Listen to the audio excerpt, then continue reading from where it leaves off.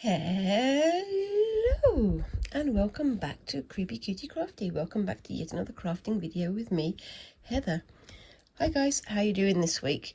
So this week I am continuing the further sagas of completing my goldwork project, and it's been a few days since I've done any more work on this, and it's been a bit of a sort of bitty week, so I've not really got as much done as I wanted to.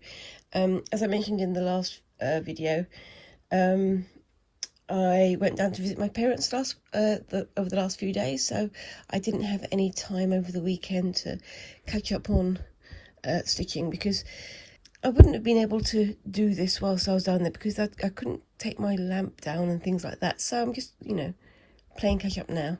And I'm still carrying on with this last leaf, these leaves, this last little part of the goldwork project, and I'm adding some more gold smooth to this leaf, which hopefully I'll get finished in the next day or two, and then I've only got the last 2 leaves left to do, and I will bring my needle through to the front and see if I can couch this little bit down.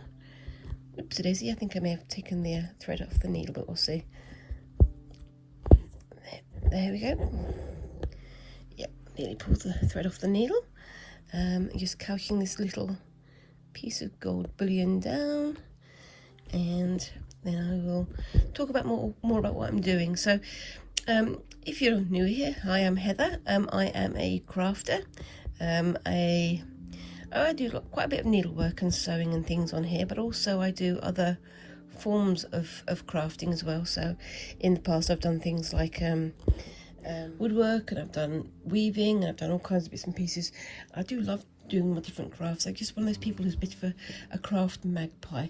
Anyway, so this is the goldwork kit as sold by Hand and Lock. I'll just get the thing here to show you.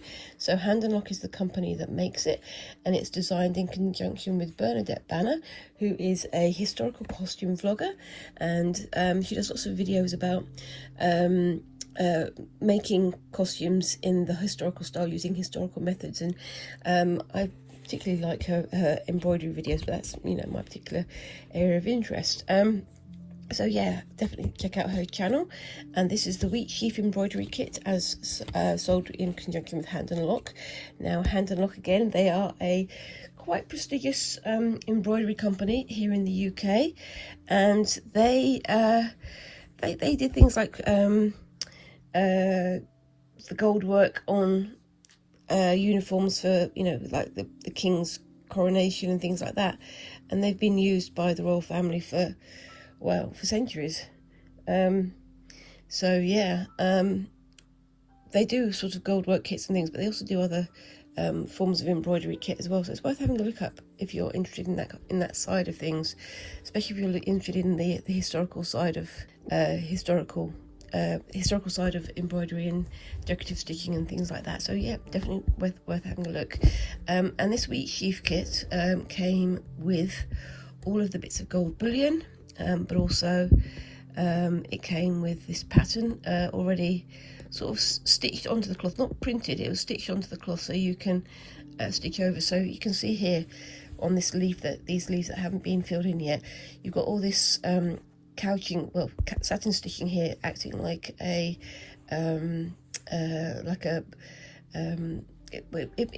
gives it some body, gives it some form to build your pattern around. And there's various different kinds of goldwork bullion on here. You can see I've got here already cut some of the gold smooth. Now this is essentially like a little spring. Hold on, if I can get hold of it. My gosh, my eyes are not wanting to work today. It's teeny tiny little snips of gold bullion, and these are essentially little springs of wire wrapped around a very thin spoke, very thin rod, and then taken off and left as is, Some of them have like hammered edges to give them a little bit of extra sparkle, like the bright check here. And you got the smooth, which is this one, which is polished to a shine, and then you got the rough on this side, which is left sort of slightly matte. And they've also got little things like the little goldwork beads, the little gold beads here that are being used in the moon drops. And yeah, it's a really sort of fun process, but it is very, very slow, and you do need a lot of patience and fairly good eyesight, and my eyesight is not that good, as we now know. So yeah, I'm just sort of feeling my way rather than using my eyes so much, because yeah, that's what I'm kind of getting used to doing at the moment, sort of feeling how things are on the surface, and then using my intuition to try and fill the space. But yeah, so it is great fun. I do recommend having a go at it, but I think I'm going to be finishing with this in the next week, so hopefully I'll be starting on my next project soon. I've got to work out some way to get this up for display. I'm thinking of getting like a box frame and putting it in the box frame with a little, maybe some lights or something. This is sort of designed that you can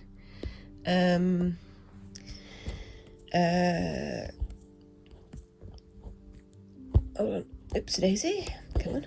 This is designed so that you sort of have this velvet sheet that you stitch through, and then you can, there is another kit on the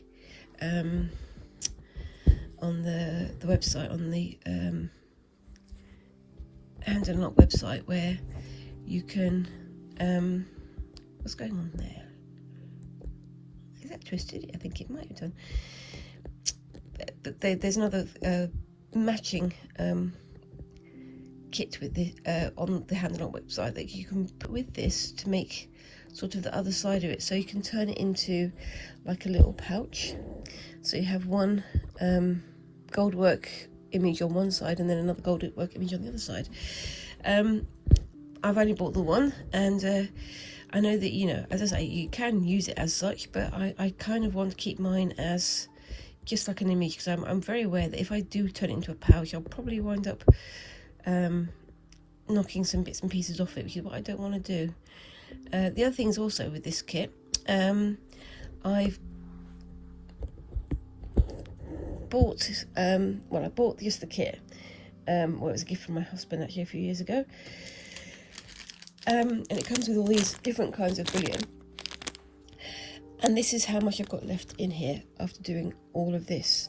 This is used for some of these florets of wheat, and for the leaves here, and there's no way that I'm going to be using all of this. So what they've done is essentially they've given you sort of a training option here, so that you can learn how to do the gold work, and then they've given you enough so that you can basically go and experiment on your own and try things out on your own. And I really appreciate that, because it shows it's not just about completing the kit, it's also about using what you've learned after you've completed the kit to create your own thing, which I think is a fantastic option. And yeah, but yeah, like I say, I'm really enjoying it. It is a bit hard on my eyes, but I definitely would do this again, but maybe give myself a few months of a break. As I mentioned last week, there is another kit that I've been having a look at on their website, called the Mary Shelley kit, and it's much more gothic, much more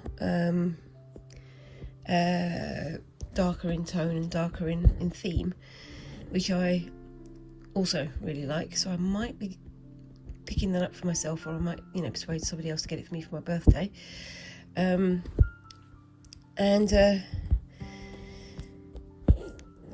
I'll try and get that done around Halloween. So, give myself a good long break from making in this style while making in this process. And yeah, return to it after I've given my eyes a bit of a rest. And yeah, I've got quite a few things that I'm planning to do in the next few weeks, and you know, getting this finished is kind of the first phase of that, because I'm going to be starting on my larger planned whitework project, but I'm also going to be starting on some sashiko bits and pieces as well, trying to get that started and get that ball rolling as well. I'm really looking forward to it. It's been a while since I've done any sashiko, but I would really like to return to it, but we shall see how that goes. I've got some ideas of what I want to make using sashiko out. I'm aiming to make a handbag using sashiko decoration to decorate it, and then using my other sewing skills to actually construct it. But before I go into the big project, I'm going to do some smaller bits and pieces first, just to get my hand back into the game. But I'm looking forward to that. I am. It's one of the processes that I really did like. It's one of the processes where I first discovered that I was pretty good at sewing and needlework. So it's going to be fun to return to that after having a long pause as I have already. But yeah. Anyway, so I hope you guys are getting all this, because it's very, very teeny tiny. It's also slightly behind my hand. It's one of the things I'm trying to work out what I'm going to do. I mean, I've got lots of thinkings to do over the next little while, and I'm thinking about how I present my videos, and also how I like them and things like that. I've been doing a lot more things on my knee, like I'm doing with this, because I've got this on a lap tray, and that's underneath my leg on my sofa, just so I can save my back a little bit. But I'm thinking about craft rooms again, and where I would like to have a setup where I can have everything out on display for me, and have everything much better lit, so you guys have more of an idea of what I'm talking about when I'm doing my videos. It's all changed. Maybe it's because spring is in the air. It's just around the corner, and I'm waiting to see those blossoms blooming on the tree and things like that. I don't know. Anyway, so yeah. So with the sashiko, I'm thinking of doing just a couple of small things first, like making myself another pincushion, because I did a sort of borrow style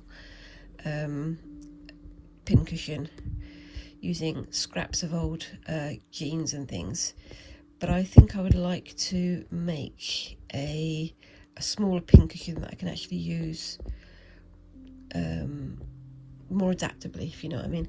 So I can have it next to me when I'm sitting on the sofa, or I can have it on the table or whatever. So it's just more portable and easy to do.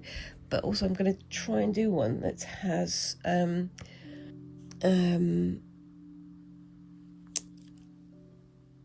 walnut shells. So it's stuffed with walnut shells, because I can use it as a needle sharpener as well, which I think could be handy. Talking of needles, yeah, I'll talk to you about this needle in a second. Anybody who's been watching this series for a while knows that this needle has been pushed to the limits. Hold on, let me have there we go, it's going through. There we are. And that's looking pretty nice, actually. I like how that's looking. There's a couple of little bits that are a bit winky wonky, but you know, it's my first attempt, and I'm still pleased with how it's looking. I'm not going to be too negative, because, you know, overall, I'm winning. Anyway, so, yeah, you can see with the needle here how how much it's been abused. The kit came with several needles, and yeah, anybody who's watched me a few times will know what I'm talking about here. I've got 3 needles here, all from the same kit that came with this one, and I'm just using the same one. I'm probably supposed to change the needle every few whatever, but I'm just using it until it dies, because that's what I do. I like to try not to waste things, which is part of my ethos, I think. Anyway, just quickly going to snip some more of these off. So this is the gold smooth, and you can see how springy it is. Oops, it doesn't want to get caught. My gosh, come on. Pull that out a little bit. I'm using my little bullion scissors here, not my thread scissors, because that would be silly.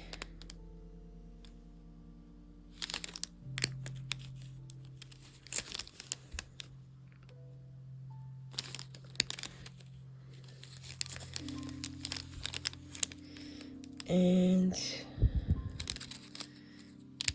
yep, before I go on to the next thing, I'm going to show you something quickly as well. I'm part of the group that follows Christine from Create and Craft with Christine, as you know. I'm making their channel a few times, and during their live streams, or their stitch-alongs, when they they have a chat option that plays alongside their video. There's quite a few other stitchers here in the UK who are talking about getting bits and pieces from charity shops. Now, with Christine, the one thing I always say is that she's very, very good at finding used linen or used cotton embroidery cloth and doilies and things like that from the charity shops they have over there, the op shops as they call them. But over here in the UK, I've never seen, well, I've very rarely seen any charity shops have that kind of second-hand goodie on display. But then, as I said, I went to go and visit my parents, and they live down south, and they live near Marlborough. And in Marlborough, there is this shop here called the Helen and Douglas House, the local hospice charity. And they had some doilies. So we've got some nice linen ones. I think they're going to need a bit of a clean. You can see there how that one looks. And they had some hankies. Oops, a daisy. There's another doily there with some embroidery on it. I think that's hand embroidery. Yep, that's hand embroidery. And you can see the shape there. And again, that sort of speaks to my white work mind, because you can see the drawn thread on the side there. And they also had some of these little tiny lacy doilies as well. I'm going to give them all a bit of a clean. That one's got a bit of a linen in the centre, nice and simple. And this big one here, and I'm thinking this one is going to say something about that label in the centre, because I think it might be from a hotel. There are a few sort of fancy hotels in the area, and that could be useful for some crafting later in the year.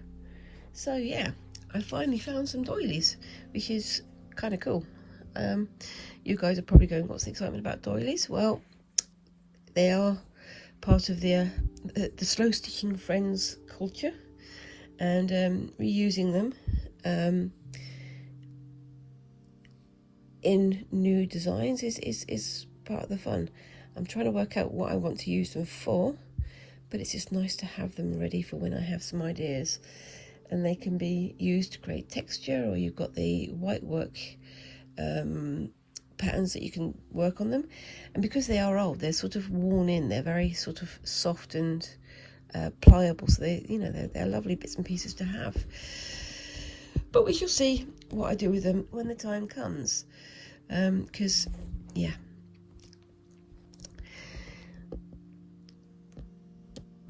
like a lot of my my supplies, I'm trying not to buy too much, but things I do buy, I want to sort of buy minimally, just so I've got a little bit of a supply of what I need before I go on to the next thing. And that's why I've only bought 2 or 3 of those little doilies, because I don't yet have plans for what I want to do. But yes, there were quite a few other little bits of sort of hand embroidered napkins and some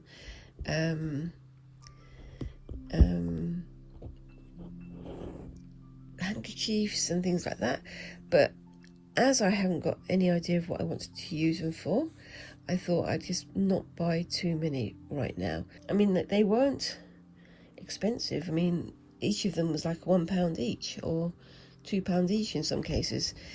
Very, very small amounts of money, so I could have quite easily afforded to buy some more, but at the same time I feel like, well, I haven't got any idea of what I want to turn them into yet. I can always go back and find some more. If I can't think of anything, I can always post them onto other people here in the UK who might want them. So, you know, if you want to have a doily mail, feel free to message me down in the comments. But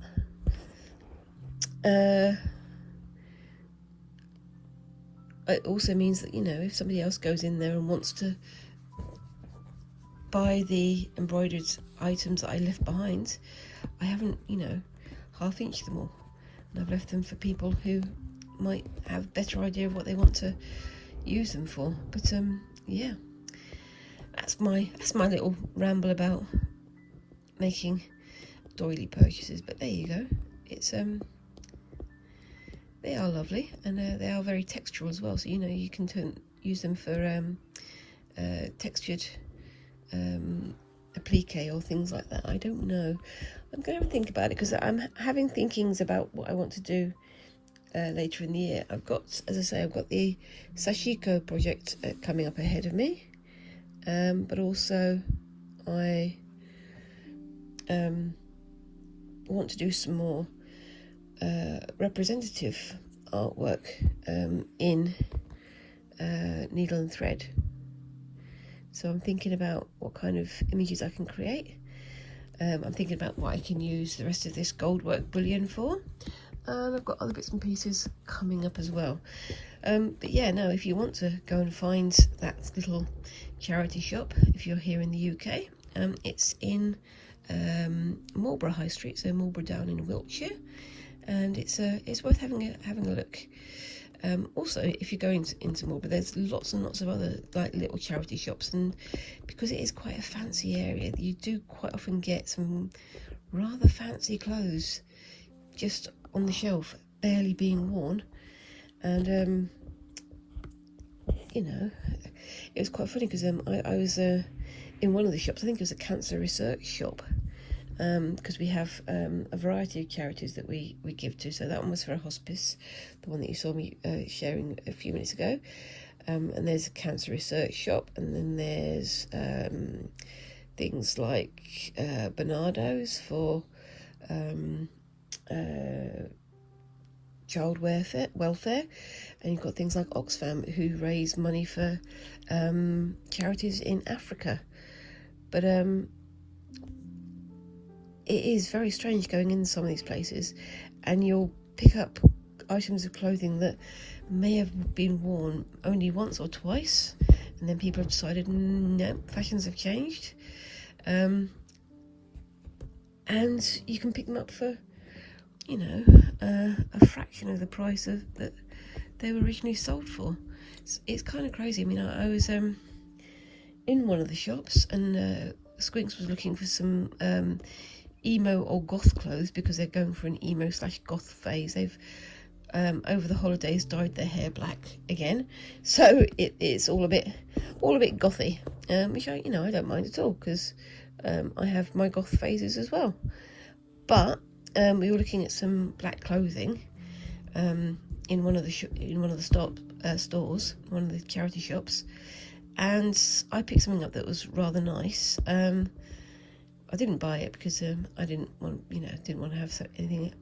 I've got enough stuff here already. Try not to buy things I don't actually need. But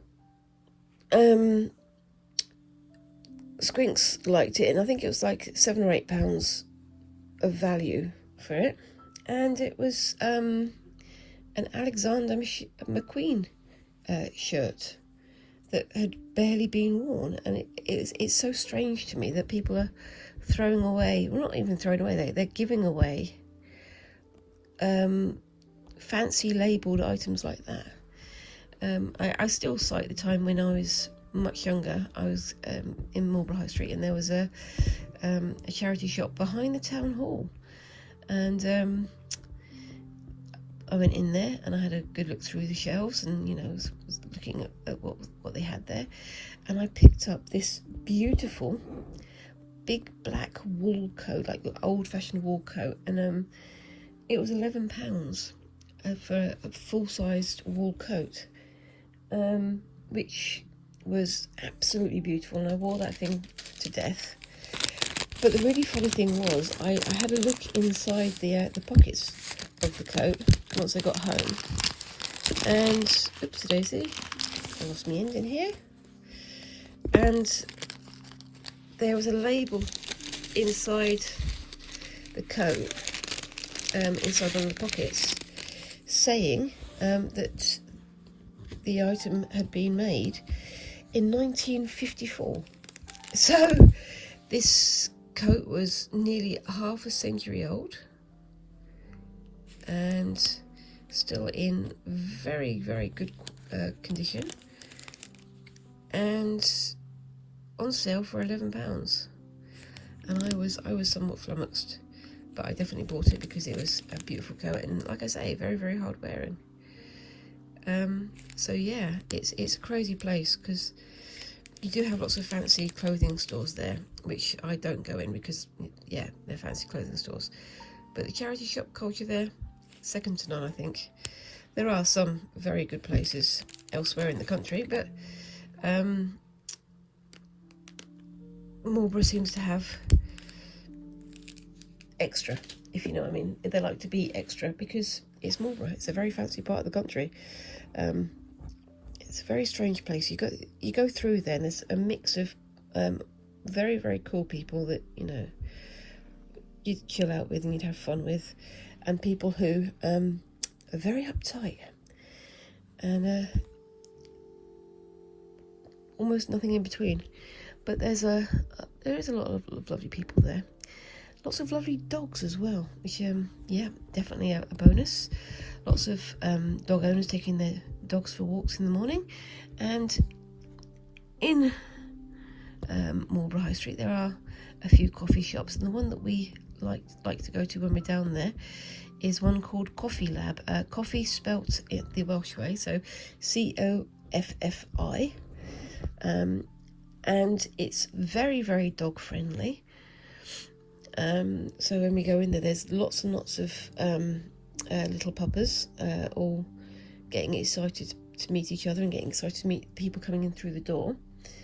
And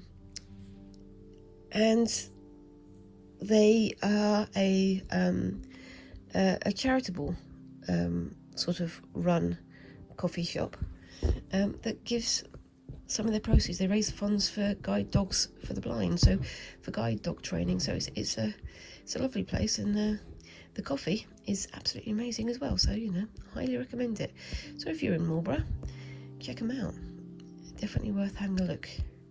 But yeah, it's a very odd part of the country, because like I say, you've got people there who are absolutely lovely, and then you've got people there who are I guess you'd call them upwardly mobile, people who would like to climb the social ladder, and they think that to do that they've got to step on the people below them. I don't know.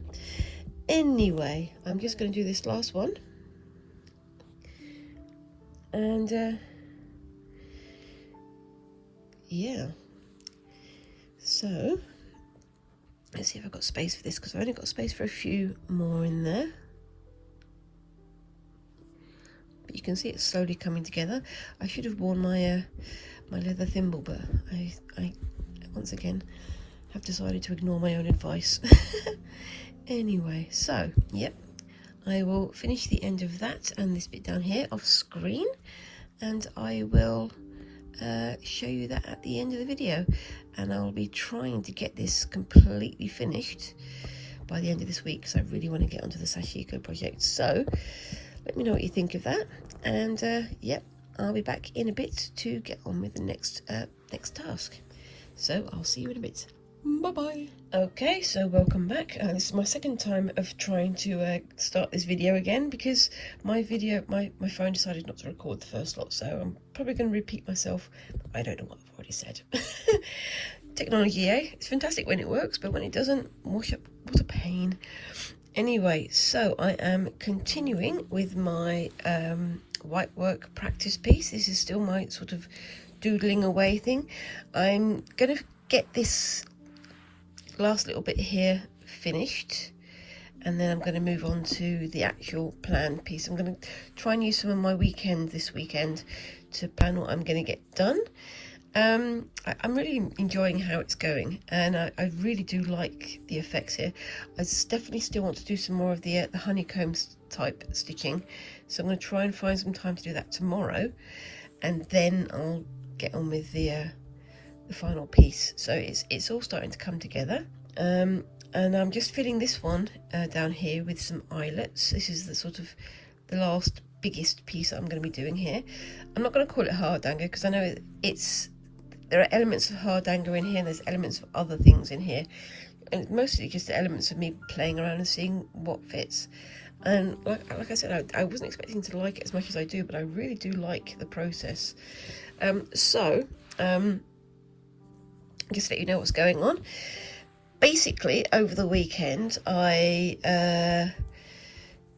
cut out this shape on here. So what I mean when I say I cut it out, I did this buttonhole stitch going around the outside edge here, and then I started to pull the threads out to try and make the pattern.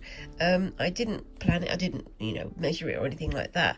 So what I've done is I took a single row of weave out all the way around the outside, so that I knew it would be a square or rectangle, and then I started counting. So I started doing 4 by 4 by 4 with 2 strands pulled out. So 4 missing 2, 4 missing 2, 4 missing 2, and then I did the same from this side as well, until I got close enough to the middle to see how that would work out. And in the middle here you can see I've got 2 larger blocks of 5 stitches here, just because that's what fitted. And then I did the same going in the other direction, so I did a 4, then a 2, then a 4, and then in here I've got a gap of 1, then a 4, then a gap of 2. So it looks symmetrical. It's not planned, but it looks symmetrical, and it kind of works. It's kind of the opposite. It's the opposite of what I did here. Here I measured it very, very carefully. Did like 5 by 5 with 2 gaps in between, and then forgot completely what I was doing and did a gap of 1 rather than 2. So which is why you've got this extra little bit down here, but it looks pretty good. I'm still thinking about what I want to do in the center here. I've got an idea about that one, but I might do that one for Friday, or I might have time to do it in this episode. I don't know. We shall see.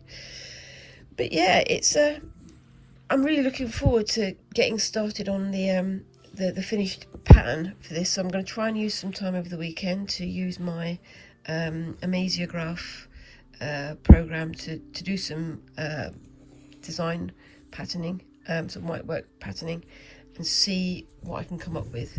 Like I say, I want to do it in combination with a couple of other things. I'm going to do some more on this white hardanger fabric, but with variegated threads as well, and black threads, and seeing what happens.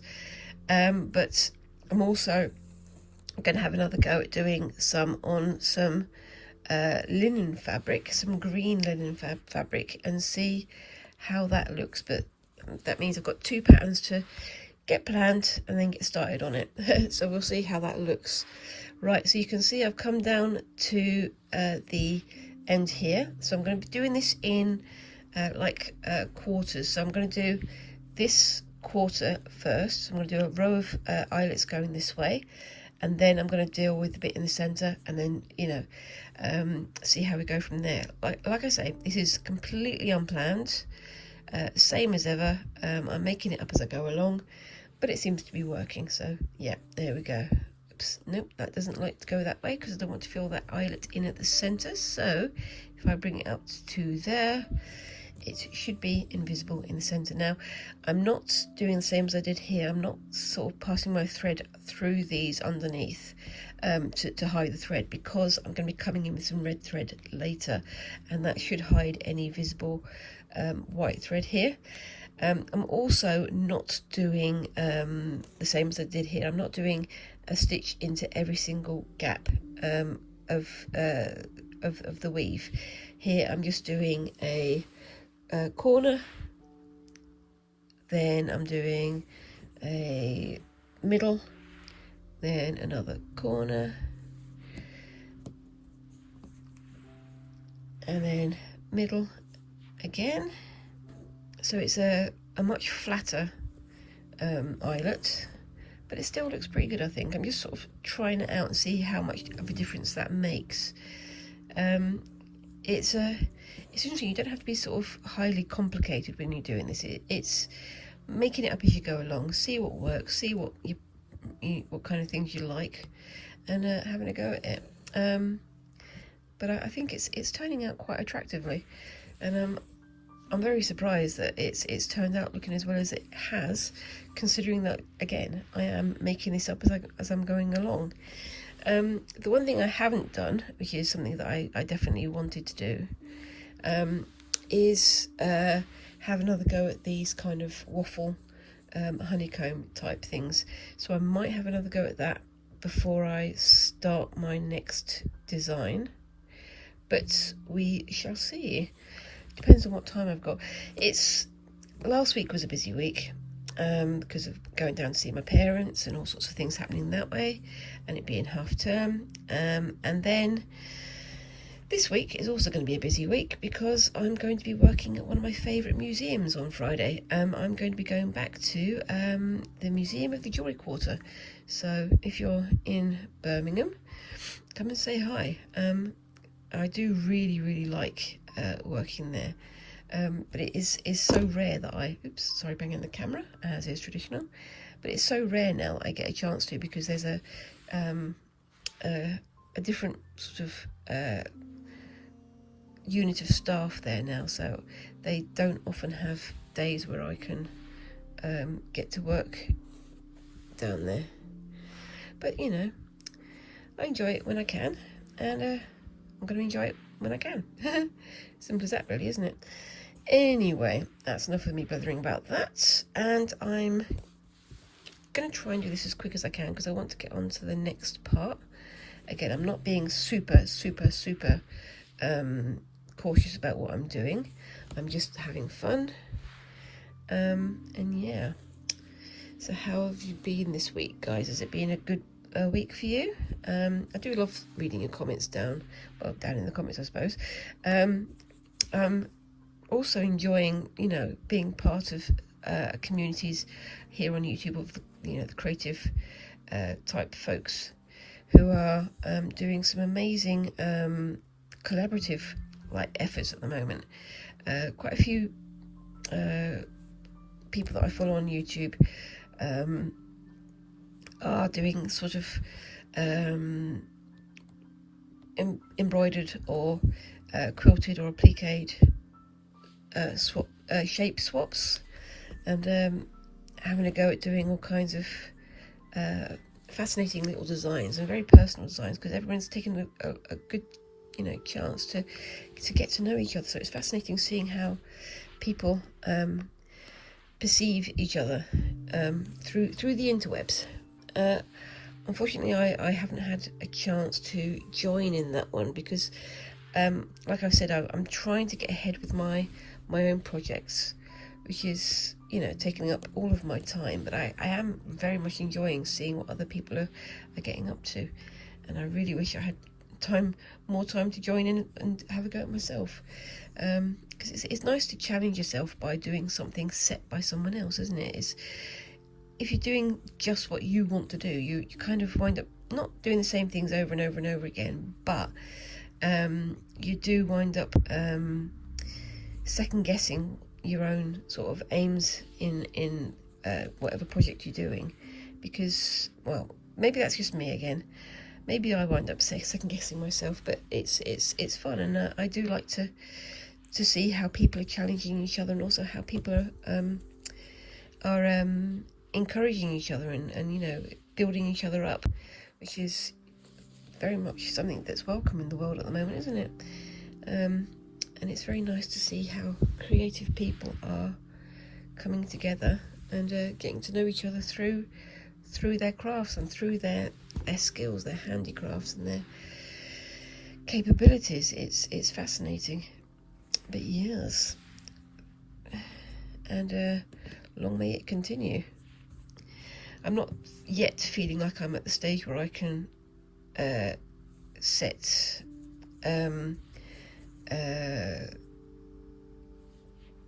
craft challenges or anything to anybody, because I'm not yet that big of a channel. But it's nice to watch others being so involved. It is fascinating, and everybody has their own style, which is definitely something that comes through these the challenges that people are setting each other, and it's fascinating. Anyway, I'm blithering again, because that's what I do. And yes, it's quite funny, because after last week's video, I kind of was going through my process. I don't edit these videos very tightly. Oops, hold on, what's going on there? Let's see if I can fix that. No, that's fine. But I do edit it a little bit. I sort of go through them, and I watch through to make sure there's no like background noise, music and things like that, because if there is music in the background and the YouTube sensors pick that up, they can either say nope, this channel, this program will be banned, or they do weird things like that. I remember I got caught by that once before. There's a video that I posted, and I put on some music that was on the YouTube free channel, and then it got taken off because that person who'd made that music has suddenly decided they didn't want to make music for YouTube anymore, so suddenly it wasn't allowed anymore. It's very strange, isn't it? But I've so far managed to avoid being banned again, but when I was listening through, I kind of, I noticed that I was being a little bit too negative, and I'm sorry if I am being too negative, guys. It's a perennial problem with me, I'm afraid, and I am trying to be a bit more positive, be a bit more upbeat, and I hope that's going to make a difference for your viewing pleasure. It's been a funny old time, being honest with you, and yes, it's a very weird old world at the moment, and I think the most we can do is try and support each other, isn't it? There's a lot of stuff going on. But yeah, so I went down to visit my parents with my family, and we went down to Marlborough. As I said earlier, if you ever get a chance to go down to Marlborough, I highly recommend it. Lots of lovely charity shops with lots of lovely finds waiting to be found. And then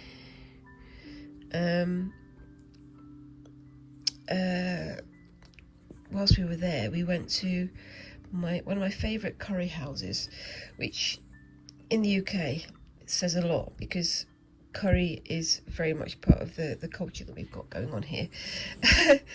But if you're ever in the region of Salisbury in the UK, I highly recommend going and finding the Goa in Everley. which is a lovely curry restaurant. I've been there many times when I visited my parents, and I've never ever had a bad meal there.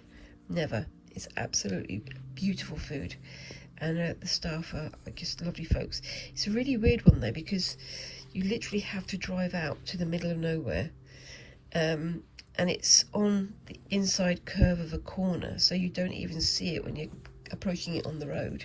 And then suddenly there's this curry house, and it's always busy because they're really good.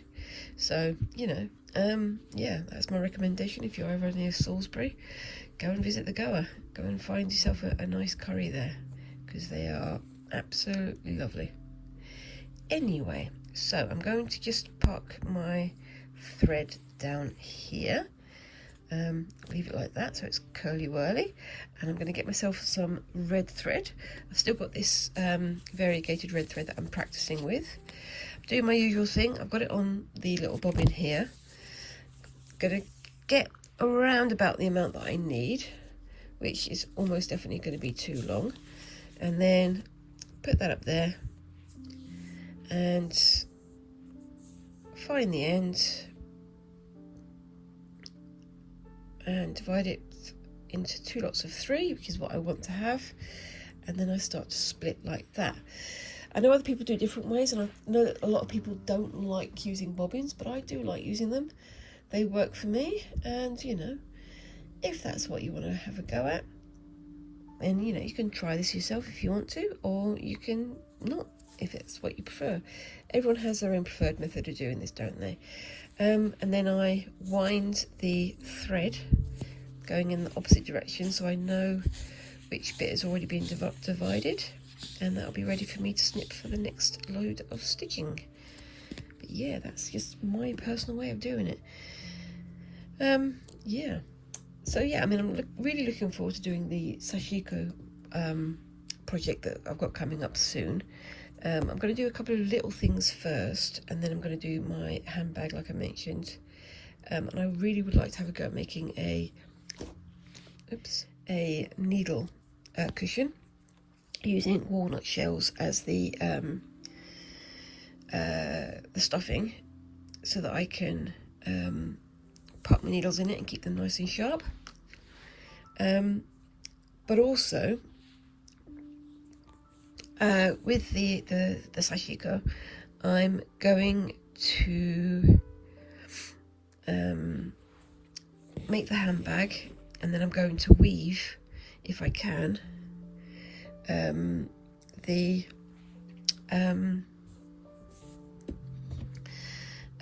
strap. So just bear with me 1 second. I'm going to just park this through here so it doesn't pull itself loose, like that, and then poke it through there.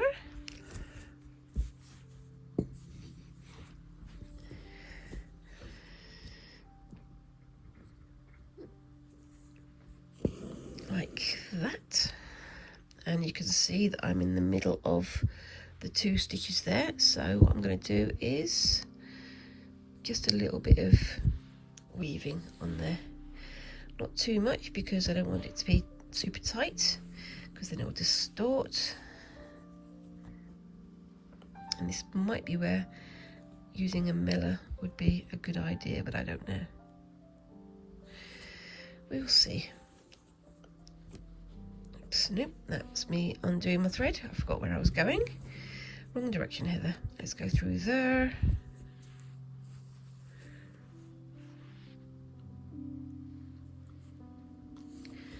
Now I haven't made the gap super big, which is possibly why it's not pulling in tight, but I think it looks pretty good.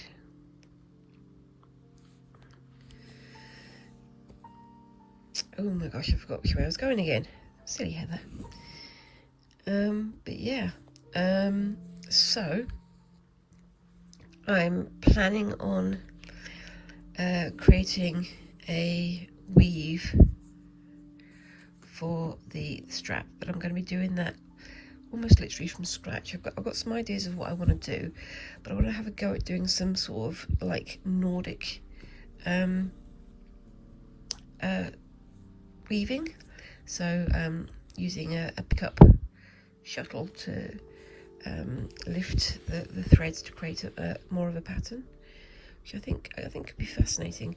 However, the kind of shuttle that I want to get hold of is a very specific kind that has a sort of a curved edge that comes down to a point which makes it easier for you to pick up the different stitches. And there are a few places that sell those, but they are either very, very extortionate, or they're sold using AI images, which I don't gel with. So I'm going to have a go at making one for myself.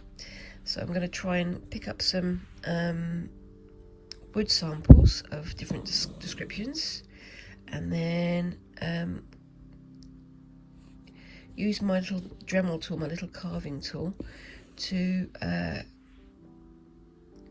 start making it for myself, and carving it into the shape that I want it to be. It's one of those things. It's like getting to the point now where it's oh, I can't get this tool, what do? I just can't buy one. Well, I'm a crafter. I have the capabilities and the equipment to make it myself, so why wouldn't I make it myself? It might not be perfect, it might not be everybody's bag, but if you don't try, it's not gonna happen, is it? I know a lot of people are using like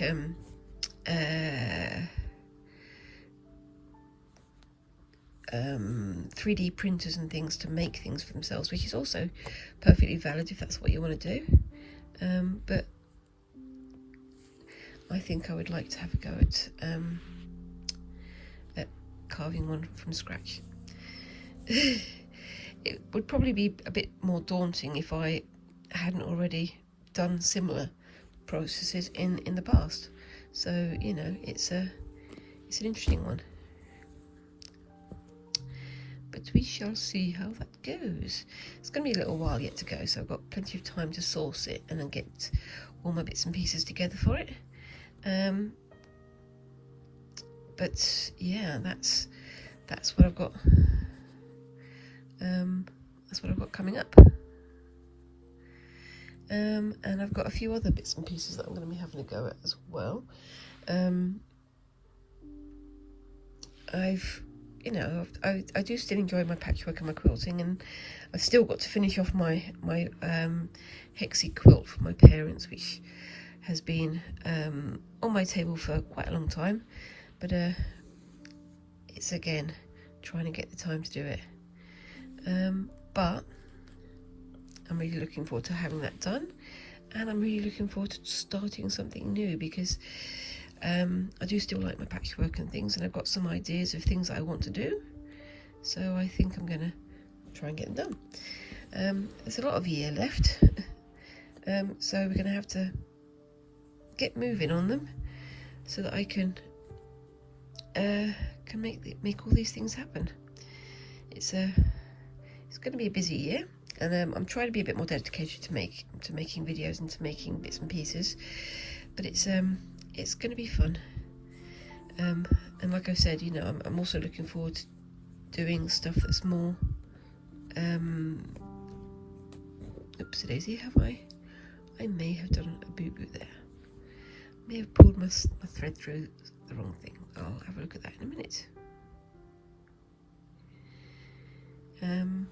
But yeah, so that's what we're doing, and I've got a lot of year left to use, and a lot of time to get these things done, and I am really looking forward to it. I've been saying for a while that I want to do more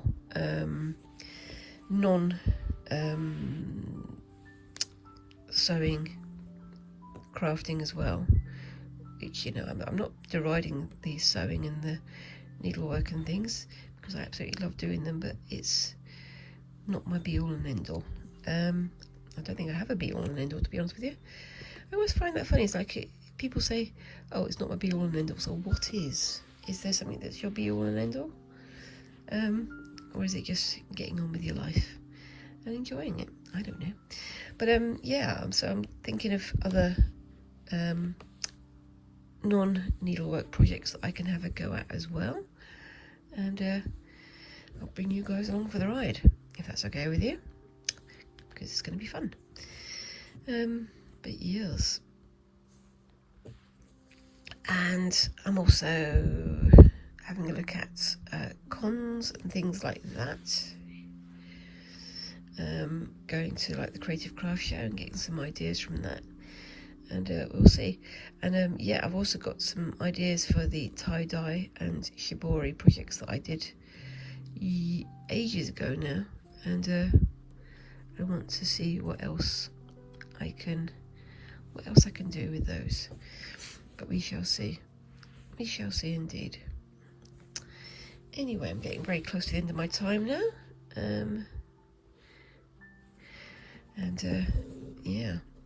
And I'm very much looking forward to seeing what the rest of the year brings, because it's, like I say, it's going to be a busy year, and I'm trying to be a bit more dedicated to doing my videos and getting everything posted up and prompt and good time, just so I can make sure that I'm keeping in contact with you guys. And you have to let me know what you think, and what kind of projects do you think I should have a go at in the future as well, because, you know, without your guys' opinions, I can't make an informed decision. But yes, so many things happening this year, and it's a good thing that doing crafting and doing creative stuff is what keeps me on an even keel as well, isn't it?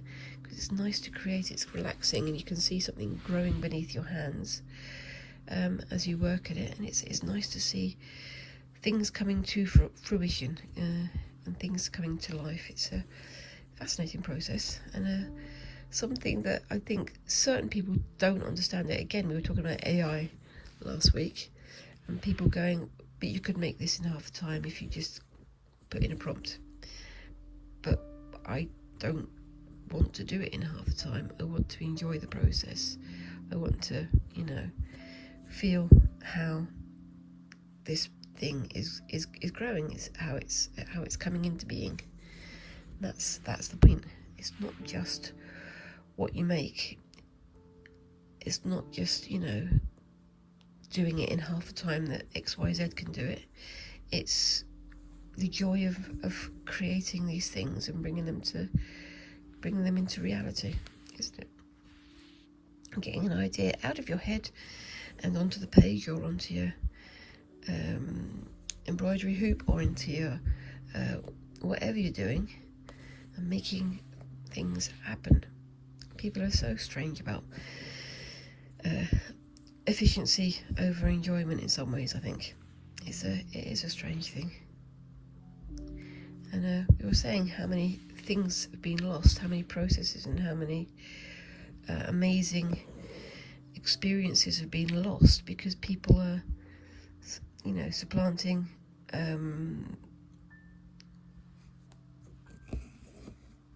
the process for the end result. Very strange. I think I was watching, who was it? Max Miller, the guy who does tasting history. So he gets like historical recipes and stuff, and he was talking about butter, making butter, and how amazing and fresh and beautiful this thing tasted.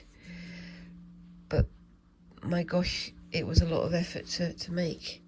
Well, yes, it was, but you could taste the difference.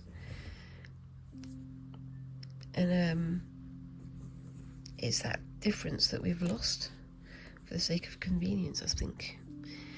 That's my little tuppence worth again, and I'm blethering on, but I think, you know, I think it's true. But yes, you can let me know how true you think I am being down in the comments, and let me know, do you think AI is the future? Because I have very strong doubts about it. But yeah, you can make of that what you will. Personal taste is allowed, but at the same time, you know, you can't deride other people for having their own opinions too, within reason. Anyway, so I'm going to finish this one off, and then I'm going to call it a day.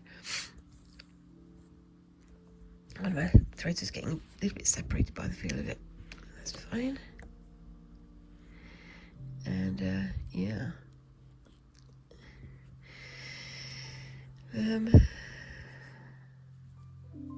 So I'll try and get this red thing finished, and get these areas all ready for next week, and then I can have a go at something on this central line here and in the center here, but we'll get to that when we get to that next week.